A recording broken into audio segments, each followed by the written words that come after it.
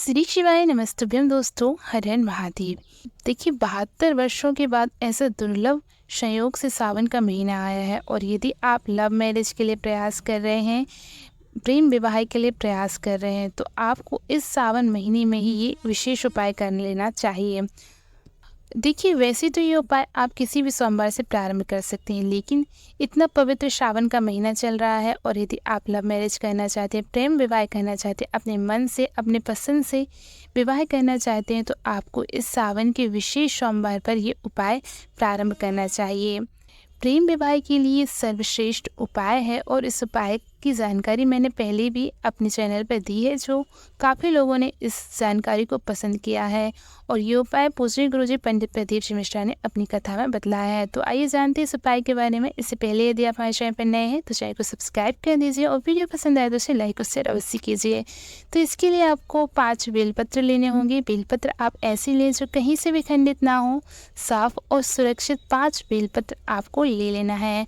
और इसके साथ ही आपको थोड़े से अक्षत के दाने चाहिए होंगे, चावल के दाने लेने होंगे जो कहीं से भी खंडित ना हो।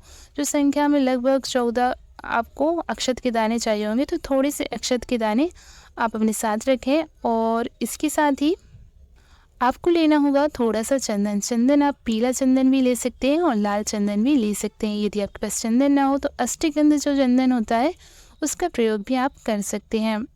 तो इतनी सामग्री लेकर के आपको चले जाना है किसी भी शिव मंदिर में। जैसे कि मैंने आपको बताया कि आपको ये उपाय सावन सोमवार में करना है, अर्थात सोमवार के दिन से आपको ये उपाय करना है। तो आपको ये सोमवार के दिन आपको ये उपाय प्रदोष काल में करना है। प्रदोष काल का समय आप सभी को पता होगा, शाम का जो समय होता है सूर्यास्त होने से 45 मिनट पहले से लेकर 45 मिनट बाद तक का जो 1.5 घंटे का समय होता है वो प्रदोष काल कहलाता है। तो इसी समय पर आपको ये उपाय करना है। ये सबसे अच्छा समय होता है प्रदोष काल का समय। इस समय में जो भी उपाय किया जाता है उसका लाभ उस व्यक्ति को ज़रूर प्राप्त होता है। तो आपने जो 5 बेलपत्र लिए हैं और जो भी सामग्री मैंने आपको बताई, वो सारी सामग्री लेकर आपको शिव मंदिर चले जाना है। तो शिव मंदिर में जाकर के सबसे पहले आपको 3 बेलपत्र देवादिदेव महादेव के शिवलिंग के ऊपर समर्पित करने हैं। एक एक करके आपको 3 बेलपत्र शिवलिंग पर समर्पित कर दीजिए और किसी भी मंत्र का जाप कर लीजिए आप, श्री शिवाय नमस्तुभ्यम या फिर ओम नमः शिवाय। और एक एक करके 3 बेलपत्र आप शिवलिंग पर समर्पित करेंगे। और जो आपने 3 बेलपत्र शिवलिंग पर समर्पित किए हैं उनकी डंडी का मुख आप उत्तर दिशा की तरफ रखेंगे, अर्थात जहाँ से जल नीचे की तरफ जाता है उस दिशा में आपको ये डंडी का मुख करना है। तो इस तरह से आपने 3 बेलपत्र शिवलिंग पर समर्पित कर दीजिए। अब आपके पास 2 बेलपत्र बचे होंगे। अब इन दोनों बेलपत्र की जो बीच वाली पत्ती होती है, इस बीच वाली पत्ती पर आप जिससे भी विवाह करना चाहते हैं उसका नाम लिखेंगे। आप जिससे शादी करना चाहते हैं तो उसका नाम आपको चंदन से लिख देना। आप जो चंदन लेकर आए हैं, पीला सब चंदन या सफ़ेद चंदन, जो भी चंदन लेकर आए हैं, उस चंदन को घोल करके आप उस पत्ती पर, बीच वाली पत्ती पर नाम लिख दीजिए। फिर वो नाम लिखी हुई बेलपत्री, और आपको ये जो नाम लिखना है वो चिकनी साइड लिखना है, अर्थात बेलपत्री की जो चिकनी साइड होती है, सीधी तरफ होती है, उसी तरफ आपको बेलपत्री पर नाम लिखना है। फिर आपको एक बेलपत्र शिवलिंग पर समर्पित करनी है। शिवलिंग पर भी आप जब ये बेलपत्र समर्पित करेंगे तो डंडी का मुख उत्तर दिशा की तरफ ही रखेंगे। एक ही दिशा में सारी बेलपत्र की डंडी का मुख आपको कर देना है। ठीक है, इस तरह से आपने 4 बेलपत्र समर्पित कर दीजिए। अब आपके पास बचा होगा सिर्फ एक बेलपत्र जिस पे आपने नाम लिखा होगा बीच वाली पत्ती पर। ये बेलपत्र आपको शिवलिंग में जो माता अशोक सुंदरी का स्थान होता है, शिवलिंग में माता अशोक सुंदरी का स्थान, ये वाला जो स्थान होता है वो माता अशोक सुंदरी का स्थान होता है। तो इस स्थान पर आपको ये 5वीं बेलपत्र समर्पित कर देनी है, श्री शिवाय नमस्तुभ्यम कहते हुए। फिर इसके बाद आप जो अक्षत के दाने लेकर आए हैं उनमें से 7 अक्षत के दाने आपको शिवलिंग पर समर्पित करने हैं। आपने जो 4थी बेलपत्र शिवलिंग पर समर्पित की थी, जिस पर आपने नाम लिखा था, उसी के ऊपर आपको ये 7 अक्षत के दाने समर्पित करने हैं और उस व्यक्ति का नाम लेना है जिससे आप विवाह करना चाहते हैं।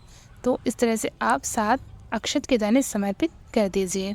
और उसके बाद अब जो 7 अक्षत के दाने आपके पास बचे हैं दूसरे वाले, वो अक्षत के दाने आपको माता अशोक सुंदरी के स्थान पर, जहाँ पर आपने बेलपत्र समर्पित किए, उसी बेलपत्र पर समर्पित करने हैं जिससे आप विवाह करना चाहते हैं उसका नाम लेकर।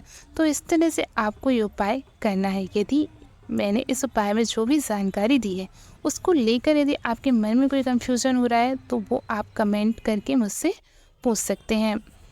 मैंने एक बेहतर प्रयास किया है ताकि आपको ये उपाय समझ में आ सके। पहले मैंने इस उपाय की जो जानकारी दी थी उसमें काफ़ी सारे कन्फ्यूजन बहुत सारे लोगों को हो गए थे और उन्होंने मुझसे कमेंट करके वो कन्फ्यूजन अपने दूर किए थे। तो यदि इस वीडियो के बाद भी आपको कोई कन्फ्यूजन रह जाता है तो आप कमेंट में ज़रूर पूछें।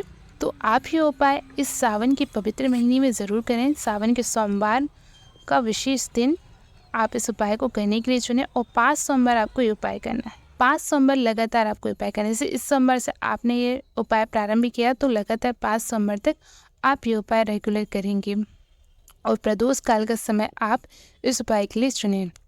यदि प्रदोष काल के समय में आप ये उपाय नहीं कर सकते, यदि आप कोई जॉब करते हैं, कोई नौकरी करते हैं और प्रदोष काल का जो समय होता है शाम का समय, आपके पास टाइम नहीं होता, आप फ्री नहीं होते, तब आप ये उपाय सुबह के समय करें। जब आप स्नान कर लें सुबह तो 10 बजे से पहले पहले आप इस उपाय को ज़रूर करें। तो इस उपाय को लेकर जो भी आपके मन में डाउट हो, जो भी कन्फ्यूज़न हो, वो आप कमेंट में ज़रूर पूछें। और जानकारी अच्छी लगी हो, वीडियो पसंद आया हो तो इसे लाइक और शेयर अवश्य करें। श्री शिवाय नमस्तुभ्यम। हर हर महादेव।